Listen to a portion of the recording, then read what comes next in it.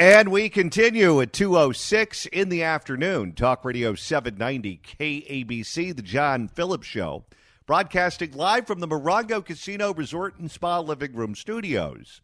Mr. Randy Wangs at the sports desk in Culver City. John, sometimes when you have a really old computer, it's not accomplishing tasks properly. It's just running really slow. You've got to give it a good reboot. Get things back in working order. Here's Joe Biden in New Mexico. And ranchers get paid for doing the right thing, planting material that absorbs carbon from the air, and not just, look, we've launched the Rural Partners Network. Why is it that so many of these politicians sound like machines malfunctioning? And not just, look, we've launched the Rural Partners Network. Just abandon that thought. Okay, who malfunctioned the most obvious, Joe Biden or Holly Mitchell? And not just, look, we've launched the Rural Partners Network. Well. By the way, Johnny, we've got a new edition of Dueling Banjos. Are you ready? I'm ready. It's Holly Mitchell featuring Holly Mitchell. From. Well.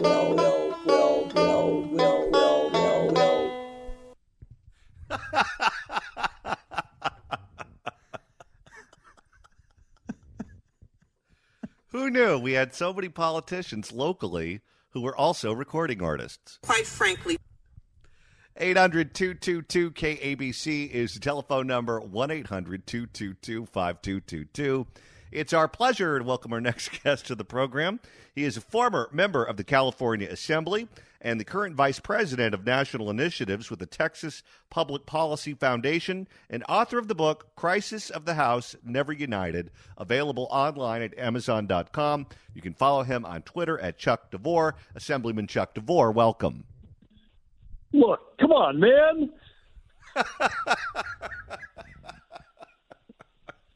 Come on, man. That is one of his favorites. Oh, how do you follow that? I mean, you're supposed to give me easy lead-ins. I can't compete with this insanity. I mean, literal insanity. Come on, man. Look. You know, I don't know if you saw this, but there was a clip from a soldier that was recently released. This soldier apparently served admirably in Afghanistan and was there for our botched evacuation and was injured very badly in that attack. And part of his injuries were that his arm was literally blown off his body. So he had no arm, no right arm. Biden apparently went and visited him in the hospital and demanded a handshake. And the guy had to explain to him that he no longer had a hand for the president to shake. And then he started going off on this diatribe about his son. And then he just stopped himself mid-diatribe and leans in real close to his face. And he goes, "What do you need from me?" Right. What do you want? I think, yeah, exactly. Yeah. So, obviously good advanced preparation would have prepared the president for this, assuming that he would have remembered just from the 2 minutes it took to walk in from the hall, or an aide should have told him about the situation he was about to confront. I'm afraid he just doesn't have the sort of short-term memory that it takes to remember any of this stuff. And I believe with some of the revelations we're seeing coming out of Washington, D.C., that what's really been happening for the last 2.5 years is that former President Barack Obama has really been running the White House through his prior staff and through his phone calls. I think that's what we're seeing, and that Joe Biden is nothing but a bumbling figurehead. Why do you think we live in a gerontocracy? And I say that because it's not just Joe Biden and Donald Trump, who's also knocking on the door of 80 and the likely Republican nominee. But let's just take the state of California. We have Dianne Feinstein as our senator. She's the oldest member of the Senate at 90 years of age.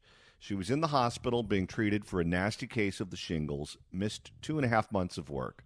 She went back in the hospital apparently yesterday after she fell, and whenever 90-year-olds start falling, that is definitely not a good sign. You look at the candidates running to replace her. You have Barbara Lee, who's in her mid to late 70s. If elected, she would be in her mid 80s as a freshman in the Senate. People look at Adam Schiff, the congressman from Burbank, as being a youngster compared to her, but he's 63, will be 64 by next year's election, and if he were to be elected to a 6-year term, he would be a 70-year-old freshman in that body. Carla Marinucci from Politico recently said that she had a conversation with the former mayor of San Francisco, Willie Brown, who said that Arnold Schwarzenegger is now thinking about jumping in that race. He's 76 now. I said 71 yesterday. I was corrected, which means he would be 77. What is it, 71 or 76? We'll look that up. Anyway, he could be in his 80s as a freshman. That also is something you don't typically see. 76. Okay, so he'd be in his mid-80s as a freshman. The oldest member of the House of Representatives comes from the state of California, Grace Napolitano. She's in her mid-80s. The leading candidate to replace her is the state senator from Pico Rivera, Bob Archuleta, who's 78 years old. He'll be 79 by Election Day next year. He'd be an 81-year-old freshman. Why do you think we keep electing people who, in any other circumstance, would be regarded as being in retirement age? That is a topic for, I think, a major study to try to figure out. I mean, is this just chance? Does this have to do with the years that it takes to build up the political IOUs, the capital, the sort of staff and support network? Is it the voters' fault? Are people just not paying attention? In the case of Dianne Feinstein, it's the power of the incumbency. She had a pretty decent competitor, and in fact, I think the Democratic Party actually endorsed him, although he certainly ran into some rocky terrain with that admission in the LA City Council of that tape that leaked over those racist comments. But you look at that and you think, well, the voters certainly could have decided otherwise, but they didn't. They returned her to office. And she's been there forever, right? I mean, you go clear back to, the 80s that she was first elected? I mean, I'll tell you one thing. I feel like positively like a spring chicken at only 61. Listening to you rattle off all those ages. Gee, maybe, I'm coming back to California for the first time. I'm coming back to address the Orange County Republican Party in September 18th in Orange County. And the next night, I'm scheduled to be in studio with Trace Gallagher on Fox News. So it'll be my first homecoming since leaving California a little over 12 years ago. I'm looking forward to it. Well, if you stick around too long, you might end up running against Katie Porter. Yeah, exactly. Yeah, it's a fascinating issue with this thing with age. I mean, you certainly see that through different generations. You certainly saw a lot of the World War II generation, the greatest generation, hanging on to power for quite some time, where you ended up with like bookends, where you have JFK is one of the youngest presidents we ever had, and then at the other end of the spectrum, some 20 plus years later, you end up with Ronald Reagan from that same generation.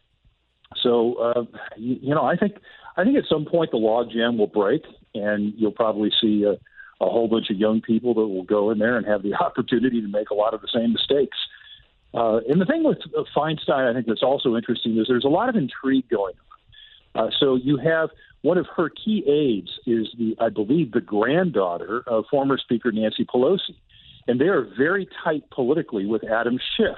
And they understand that if Feinstein were to resign or to have some medical catastrophe and die in office, that would give Gavin Newsom a chance to appoint somebody. And he's promised to appoint a black woman to be senator from California. And, of course, that helps Gavin Newsom because I think he's going to run for president. I really don't see Biden as the nominee in 2024. I think it'll probably be Newsom. And the way Biden rejiggered the primary process, one of the very first primaries for the Democrats is in South Carolina, where he could use something like, hey, I appointed Barbara Lee to be senator, right? And so you have these intrigues, these palace intrigues within the Democratic Party that in the Feinstein case, I think is keeping her in office long past what's good for her or good for the constituents that she serves in California. Do you think Newsom wants the ability to appoint Feinstein's successor? And I say that because Newsom's longtime political strategist, Gary South, gave an interview where he was asked about that. And he said, absolutely not. Newsom does not want to make an appointment in this seat because what he'll end up with are 20 really pissed off people and one ingrate. Yeah, well, I'm going to take that with a grain of salt because there's one thing about Mr. South is that he's a fantastic political operative who is not beneath doing whatever it takes to serve whatever master he's working for at that time. And so in the case of Newsom, I don't think, frankly, he cares about the wreckage he leaves behind in California. I think he's eyeing the White House. He's termed out of office in California. He can't run for governor again. He probably doesn't believe that the U.S. Senate is exciting enough or important enough for him. The guy has been groomed from birth for high office. His connection with the Getty family from a very young age, the fact that they, in effect adopted him and introduced him to European culture and to all these amazing properties that he got to stay in and the private schooling that he was able to have. This is a guy who has been part of the rarefied elite from a very young age, and I think is positioning himself wisely, by the way. I can't begrudge him that, to be the Democrats' nominee in 2024, because I just don't see Biden, who is clearly in cognitive decline and clearly has mounting evidence of some pretty spectacular corruption in league with his son. I just don't see him as being the Democratic Party nominee. I think to be beaten by any of the Republican people in the race right now. I'll tell you, given what you just said, I'm not trying to allege that I'm clairvoyant or have, can see the future. But I have long been of the belief that either Joe Biden or Donald Trump or both of them are not going to be around and be the nominees in 2024. They're just in that age range where men just typically, they don't live that long. I mean, they've already beaten the odds. Joe Biden is, 81 years of age now. Trump is almost 80. Men don't live as long as women, typically. Big people don't live that long. Donald Trump is, of course, a very tall man, overweight. And I just say to myself, it looks like on paper right now, this is the matchup that we should be seeing. But given everything that we know about their age and their health and the cognitive decline of Biden, I wouldn't be a bit surprised to see a Ron DeSantis, Gavin Newsom matchup. And you almost see these shadow campaigns going on right now, certainly within the Democratic Party, where Newsom is running, but he's just not a declared candidate. I don't think Ron DeSantis is capable of beating Donald Trump in a Republican primary. I think he's running because if something were to happen to Trump, he wants to be ready to go to be the nominee. Right. You have to buy a lottery ticket to win the lottery, right? So you have to be there. You have to actually be up and running, to have all those processes and staff and the fundraising and the primaries and the caucuses and all that. Absolutely correct. And, again, it's a sad fact. You talk about demographics and age and all that. I ran for the U.S. Senate in California. Now it's going on 13 years ago. So if I'm, 61 now, I was 48 then. That was hard. California is 1/8 of the nation's population. It's a big state. I put on some 100,000 miles and over 300 events. It was like a marathon that lasted, for me, about 18 months. And I don't know as if I could do that again at my current age. Certainly not the pace that I kept up back then in 2000, late 2008 through 2010. That's hard work. And so, of course, that's why you saw Biden campaigning from the basement in 2020, partially because they knew that he was a gaffe machine and they didn't want to get him out in public, but partially because his health was, I think, frail. And I think you're correct on that. America has an energetic chief executive. Our form of government envisioned that our president would be an energetic official who would represent the entire nation as not only president, but as commander-in-chief. That is a hard job, as you see, with how much people age while in office. And I was thinking when Biden was elected, it's like, for God's sakes, how could you tell? He'll be like one of those skeletons in one of those B-rated horror films, by the time he's done with it. Well, given what you just described of the demands of running in a statewide race, a top-of-the-ticket race in a state like California, given the advanced age of so many of these people, How do you think they make it happen? How do you think they do it? Is it by mailing it in, and if you have a safe seat, you just don't have to show up as often as you otherwise would? Or are they just animals where they're absolutely programmed to just go, go, go, go, go, go, go, and they just don't know life any other way? Well, I think there's a combination. There are certainly some people that are blessed with an amazing constitution, good genetics. Perhaps they've watched their diet assiduously and then work out and all that. Of course, eventually age catches up with us all. But if you're talking about the state of California, again, you have to look at the electorate. You have to look at how lopsided it is. You have to look at the current system where you have this two-person runoff automatically into the general, and then people just automatically vote for the person that they're aligned with their party. And so if you're an incumbent, you've got that powerful system. And if you try to knock off an incumbent, you're sure as hell better have your cards in order, because if you don't, it's going to be very injurious to your political career that you tried to take a shot at the king and you missed. So, people are kind of programmed to wait their time. You very rarely see these challenges. And if you do, it's usually ideological, where you may have more of an old guard Democrat being challenged by more of an AOC progressive. And you'll see that as time goes on, as party loyalty begins to shift. But yeah, it's just a huge advantage for the incumbency, I'm afraid. What do you make of this rumor that was started by Willie Brown and reported by Carla Marinucci that Arnold Schwarzenegger, former two-term governor, is now thinking about jumping into the U.S. Senate race? Certainly, given the top two dynamic that we have in California, right. If he is a Republican with universal name ID who's been elected statewide before twice, and we're not talking ancient history here, right. He would certainly be a favorite to make the November ballot, which would certainly complicate the math right now for the three Democratic candidates who are figuring that they need to finish in the top two of the Democratic pack, and this would change that certainly. What do you make of him as a potential candidate for that race? Well, I think that he would definitely be one of the top two, because he is the best-known California politician or potential politician. He certainly does have passion for certain issues, although I do disagree with him on the fact that, he believes that climate change is an existential threat, et cetera.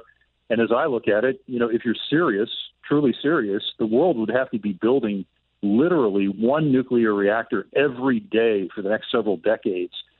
If you believe what the protagonists of climate change being an existential threat claim.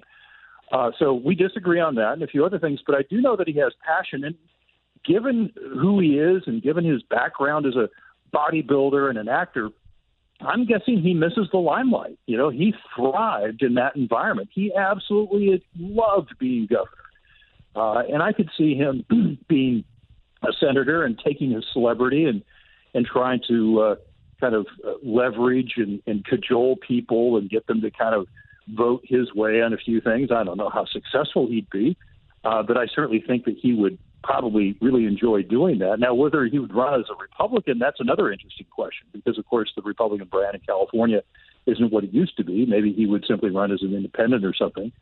But, yeah, I think that he automatically makes the top two and just would automatically make it to November. Absolutely. According to Carla, he is still a Republican and likely would run as a Republican.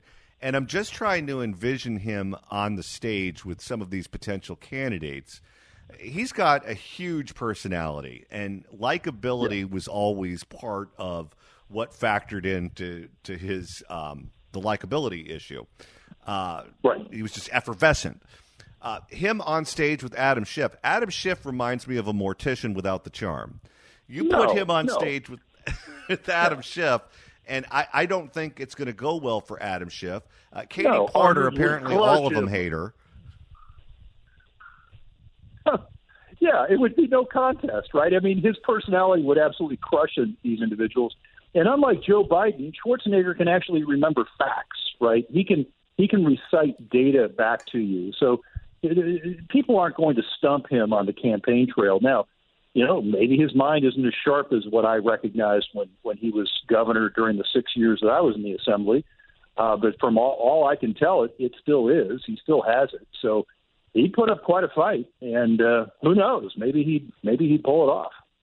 And this would, of course, screw up the Democrats' math in Washington because they never regarded the seat as being in play. But the minute he puts his name on the ballot, that seat is in play. Well, and at the very least, they're going to have to spend, between $50 and $150 million to crush, to try to destroy his reputation and try to dredge up all the stuff that he's done and all of his colorful past and his love child with the maid and all that stuff. All of that's going to be drawn out to try to suppress Republican votes for him and drum up Democratic votes. But the guy's fairly left-wing on a number of issues, a number of cultural issues. So he's probably more in tune with a lot of California voters than certainly any of the Democratic potential nominees are, who are far to the left of the average California voter, I think. Well, and you go back to the last time Arnold ran. Part of the reason that he won was because the Democrats weren't all on the same page. Many of them were furious with Cruz Bustamante for putting his name on question number 2, and they punished him by not voting for him in question number 2, which proved to be a real problem for old Cruz. This time around, with 3 well-funded Democrats who are credible candidates in this race, whose politics are largely identical to one another, the fighting that's going to go on, and they're going to have to go at each other's throats to try to be the one that ends up on the November ballot. The fights aren't going to be over politics. The fights are going to be over demographics and personality. And whenever you fight over demographics and personality, I could see that getting real ugly and there being a lot of hurt feelings among Democrats. No, it'll totally drive up the negatives of whoever makes it past the primary. And you might even see, in fact, I will say today, right now, that if Schwarzenegger runs, I will bet, although I'm not a political bettor, but I will bet on your show for some future opportunity to come back on your show that Schwarzenegger would, in fact, be in first place in that primary. I think you're right. And I don't think it'll be close. No, because Schwarzenegger will end up getting about, 40, high 30s, 40% of the vote. And those other 3 individuals running will divide up the other 60%. Chuck Devore, former member of the California Assembly, Vice President of National Initiatives with the Texas Public Policy Foundation, and author of the book, Crisis of the House Never United, available online at Amazon.com. You can follow Chuck on Twitter at Chuck Devore. Assemblyman Chuck Devore, thanks so much for stopping by. Always a pleasure. Thank you. Likewise. If you want to email the show, you can do so at johnnydon'tlikeshow@gmail.com. That's johnnydon'tlikeshow@gmail.com. And, of course, if at 3:01 you decide you want to keep the party going, Randy, you can do that. That's right. Go to KABC.com, click on podcasts, or look for the John Phillips Show page, or go to the Apple Podcast app, iHeart, Spotify, search for the John Phillips Show, hit subscribe, download all the episodes. On YouTube, search for the John Phillips Show. You get out of the playlist. So many different ways to listen, but either way, you get the same fantastic content you've come to rely upon, like this. If the cashier is dummy. 800-222-KABC is the phone number. Right now, it's time to open up the KABC Crime Blotter. If the cashier is dummy. Questions?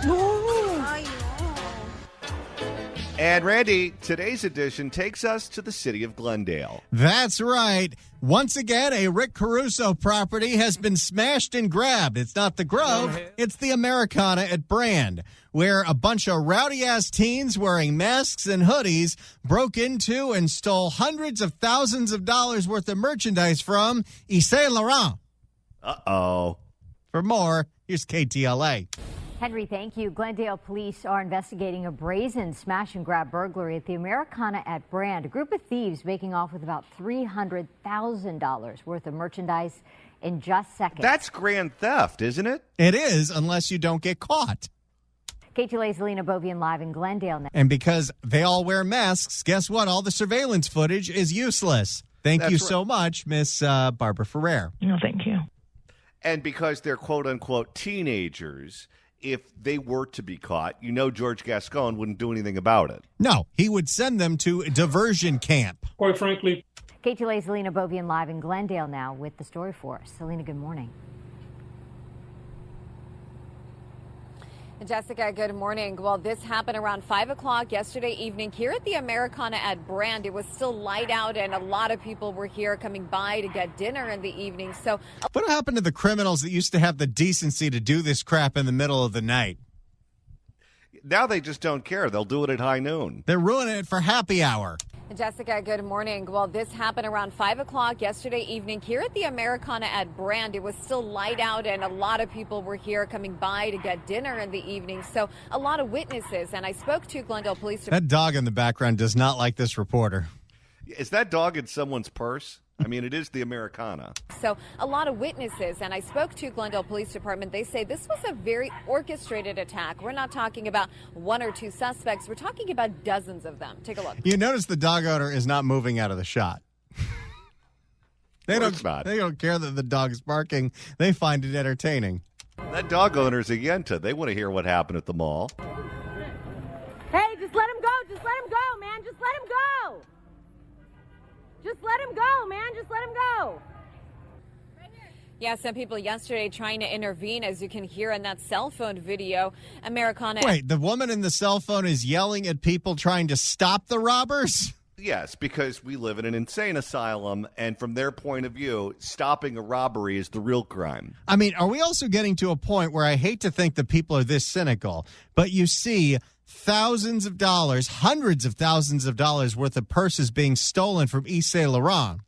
Is it possible that the woman filming saying, let him go, has another tab on her phone open for eBay to see when those things go up because she knows she can get them at a discount? Yeah, or it's her kid. Yeah, some people yesterday trying to intervene, as you can hear in that cell phone video. Americana at Brand, of course, a very busy shopping center here in Glendale, especially in the evenings. But it did not deter these suspects from targeting this high-end store. It's the YSL store, which carries very expensive handbags and shoes. We like to call it Yves Saint Laurent.